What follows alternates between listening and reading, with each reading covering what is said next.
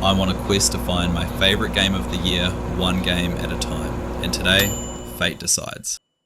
And it landed on Shadowrun Returns. Let's see where it ends up on the leaderboard. Okay, I just need to make my way over there. Yep, perfect. So I was super excited to try this game since it's been a long time since I've played a turn-based RPG. I think the last one I played was Baldur's Gate 3, but with Shadowrun Returns, instead of being in a land of might and magic, you are in a dystopian, futuristic world with pain. Level ups, more like replacing limbs with robotic parts. I had no clue what class to play, so I decided to pick a bit of a range style class and went with the Rigger. But if I was to play again, I would definitely go either the Shaman or Mage for sure.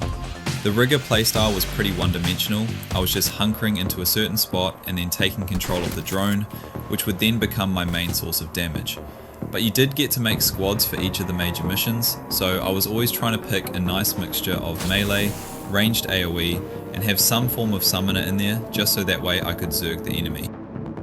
Now, the attribute points in this game are definitely a lot nicer than some, like you could just follow your main path, or you could make a mixture between some. So yeah, you could have a samurai that if the enemy is scared of his blade and tries to flee, he could almost turn into a dragon, blowing everything up in his path. The points also contributed to out-of-combat choices, making some of the dialogue or mechanics a cinch to deal with. Even though the gameplay was linear, it didn't really feel that way, since majority of the time you're on this grid-style board game and you get to choose how you want to tackle each situation. In some of the early quests I was running in circles like a boat with a flat tyre, so to me it almost felt open world. I don't even know how many times I just sent my best runner to sprint straight into a room because I thought it was empty because of the fog of darkness, only to then be surrounded by like 5 to 8 soldiers. So I had to learn pretty quick smart how to approach each encounter. Like I would make sure all of my squad mates had all of their jelly beans and that each one had gone to the toilet before we left. Now, to be honest, I wasn't a huge fan of the multi-stage fighting sequences that if I began them poorly planned, I would have to start again. And that's where I realized this wasn't quite what I'd expected from the game, because the first time I made it 2 and got rinsed by. Yo mama. Sorry, I mean the abomination Peitzel. I realized I couldn't waste any of my stockpile before the end stage. Like, it did make me start healing and reloading before entering next stages, but it also made me stockpile and just flat out not use any of my consumables during fights. But I guess that was the beauty of the game. You'd have to use your perspicacity, and yes, I've been waiting for an excuse to use that word, to think of how you're going to approach a room, what could happen in that room, is something going to break through a wall, then thinking about the next part of this fight, and then future fights after. So maybe I just became too paranoid because I got completely decimated by Peitzel. The combat system itself was actually pretty decent. Each character had their own little niche, so you'd be able to utilize them in many different ways. Like, a mage could stand on the board's runes and just do massive explosions and deal fire damage over time, whereas my samurai, I could just send him on a weak target and slice and dice the poor fool till they were sashimi. And it was pretty much hours of buffing and damage and buffing, but I don't really like predetermined accuracy in games, as it just reminds me of classic World of Warcraft and trying to get hit cap or else you do nothing.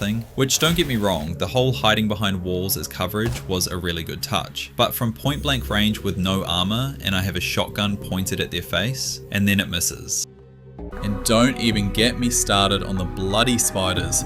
Like, I get they had a core mechanic that you had to tactically take them out, but I was pretty much just forming a circle around one and kicking it to death, then just spraying mortine on it before moving to the next. That was until the final boss fight, when they had these monster spiders that would deal about half of my squad's health in AoE damage. So while I was stomping on one of these spiders, my team almost got wiped out. Now, to be honest with you, don't get me wrong, I can see what they were going for, and I think they pulled it off well. It's just that the dark, gloomy, futuristic, dystopian style has never really appealed to me, but that's more of a personal preference than a criticism of the game. And lastly, the equipment management wasn't really an issue in the late game, but maybe that was because I was more aware of it by then. But you can't just open up the backpack in the menu and change your gear. You have to make your way back to your stash at home or change the items after you purchase them, which I found irritating. Now, with all this being said, I am really glad I got to play this game, but for me it just didn't quite hit the mark for my particular taste. So I'm gonna have to rate Shadowrun Returns a 4.8 out of 10. and it will not be a favourites contender. Thanks for watching. I've got a question for you. What was your favourite team layout? Mine had to be Rigger, Samurai, Mage and Shaman.